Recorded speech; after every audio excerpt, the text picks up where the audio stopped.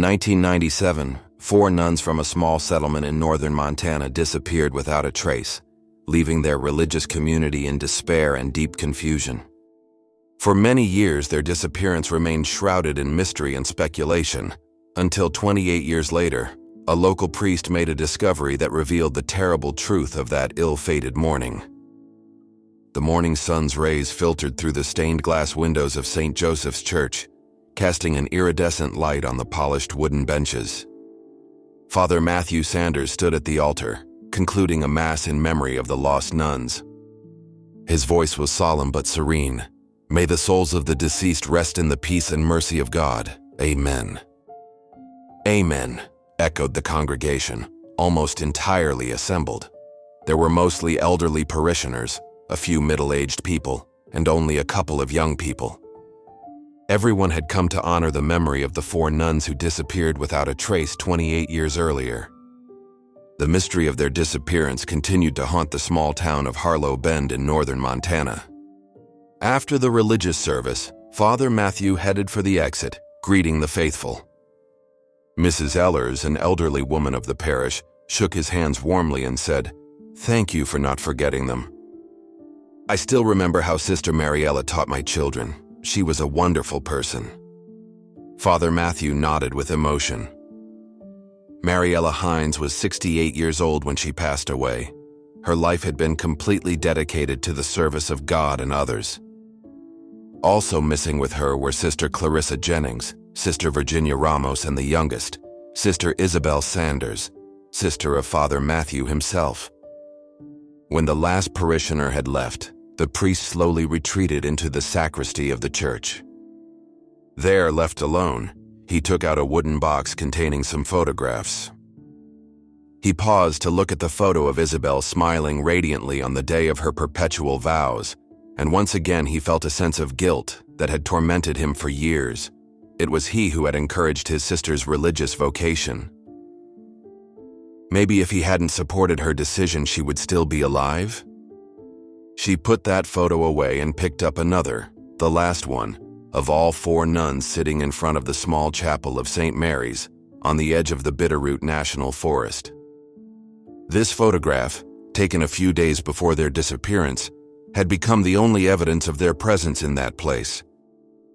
It was precisely towards that chapel that Father Matthew decided to go. He had not returned there since that tragic event. The road through the forest led to a fork, where there was once a dirt path leading to the chapel.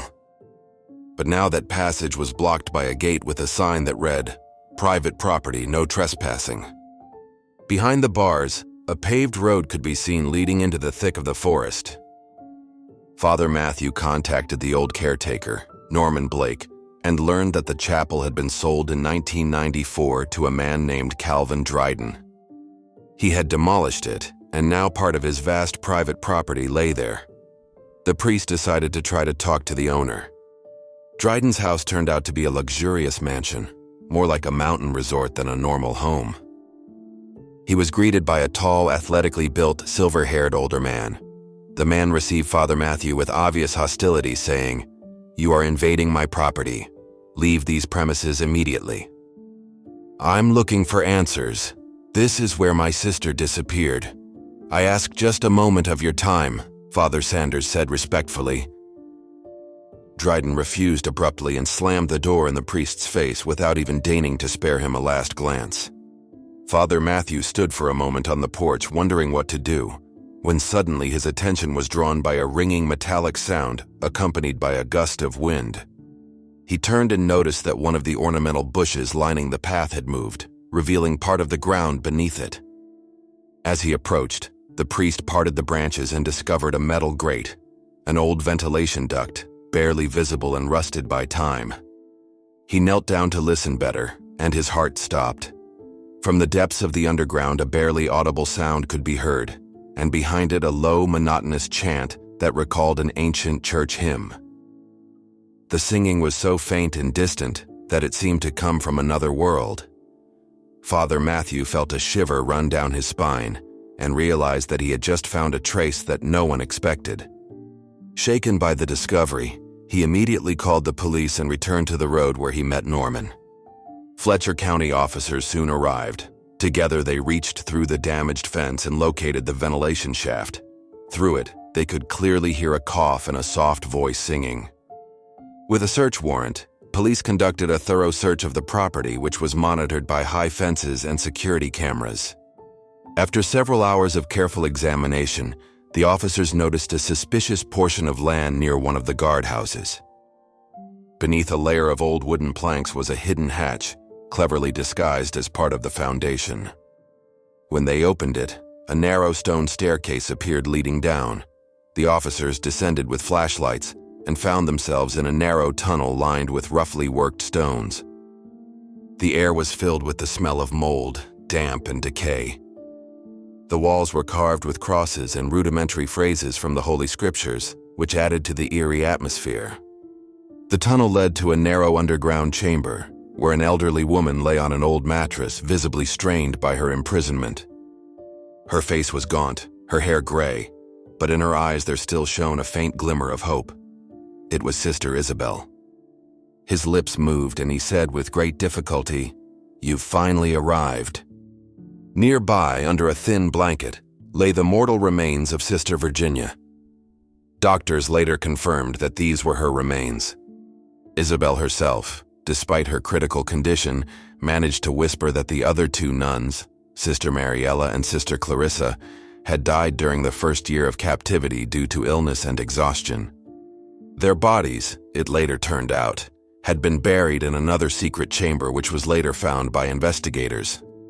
The scene was so heartbreaking that even the most experienced officers looked away.